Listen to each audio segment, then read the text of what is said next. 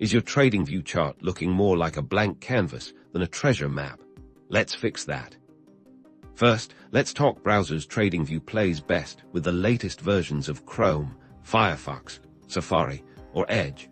An outdated browser can cause display glitches or prevent charts from loading altogether. So make sure yours is up to date. Try switching browsers temporarily to see if the issue persists.